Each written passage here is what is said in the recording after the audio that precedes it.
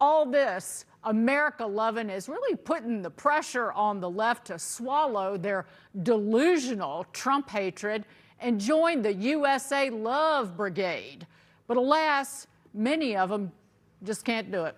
Democratic leaders like Hakeem Jeffries are urging their fellow members to behave at tomorrow's State of the Union and ditch the theatrics we all were forced to watch last year.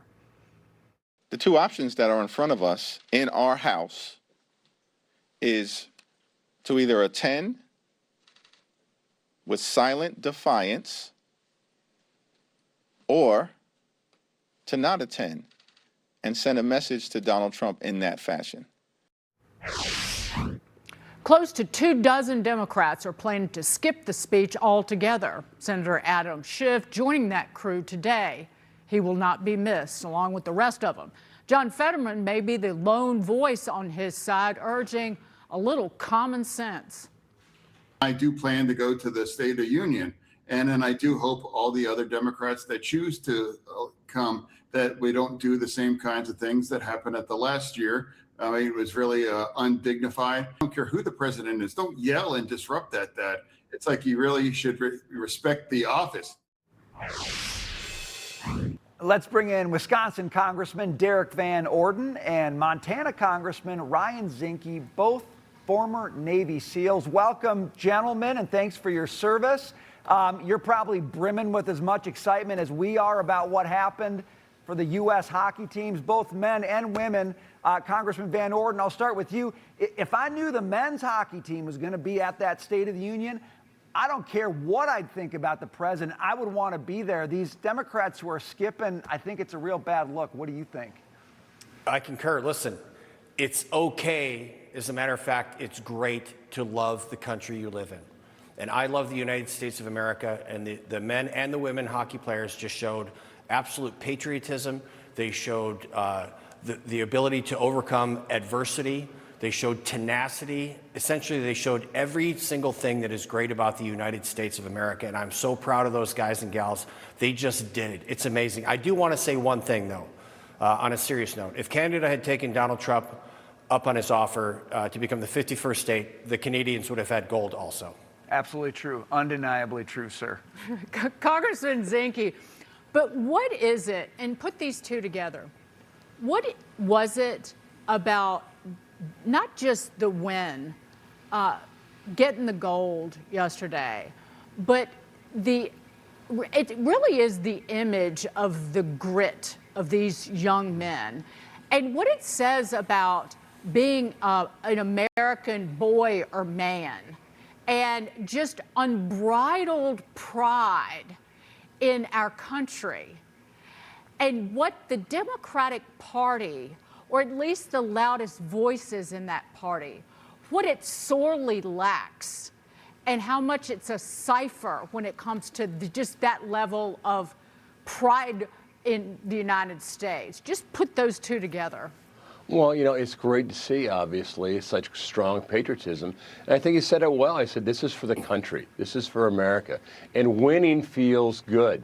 You know, for my Democrat colleagues, I would recommend they pay attention to the State of the Union, what the president is going to say. And no doubt he's going to remind us that the border is secure, Dagan. The border is secure. All right, he's deported, either voluntary or otherwise, 2.1 million illegal immigrants out of this country, many of them criminal records. Secondly, he's going to talk about the economy. The economy is getting better. Look, the GDP is up. Inflation's low, gas prices at the pump are low, and lastly, I think he's going to talk about Iran and reemphasize why we cannot let Iran have nuclear weapons. And I think those are going to be the key features of the address tomorrow, and the Democrats should pay attention to it. Congressman Van Orden, you know, it does strike me with Democrats maybe boycotting you know, the great events at the Olympics, especially with the hockey teams. This is a very pregnant moment. There's a big opportunity here for the president. What do you especially want to hear him do or say as a Republican, you know, who wants to win in the midterms to help you guys along in the midterms? The President of the United States just needs to remind the American people what we've accomplished here in Congress with his leadership. a $6,000 per senior tax cut. 88% of American seniors will not be paying federal taxes this year, and that is amazing. No tax on tips, no tax on overtime. This is what working Americans really want to know. A $15 million per person relief for the death tax. You know why small farms go out of business? Because when they want to pass it on to the next generation, they can't afford the tax bill. That's gone for up to $30 million. So we'll have American agriculture thriving on this. It's unbelievably amazing. People are now starting to do their taxes, and they're seeing the benefit of the Working Families Jobs Act. It's absolutely amazing. So I want the president to just speak the truth about what he's been doing. It's a transformational economy. And as Mr. Zinke just said, a very good friend of mine, this is going to keep going and going and going, and the economy is getting better as time goes on because of the work of Donald J. Trump and us Republicans here in the House and the Senate. Oh, sorry, let's remember this. Every single Democrat voted against giving rural America $50 billion for health care infrastructure. So all the stuff they say in that chamber about how much they care about American health care is simply a lie, because every single Democrat voted against giving rural America $50 billion for health care infrastructure. Well, that's what I want to hear from the president. Well, every single Democrat, because of the way they voted against the One Big Beautiful Bill, voted for the biggest tax increase in American history, because it would have allowed the Trump tax cuts to expire. Congressman Zinke, final word. Well, you know, they just vote against Trump. If Trump cured cancer, they'd vote against it.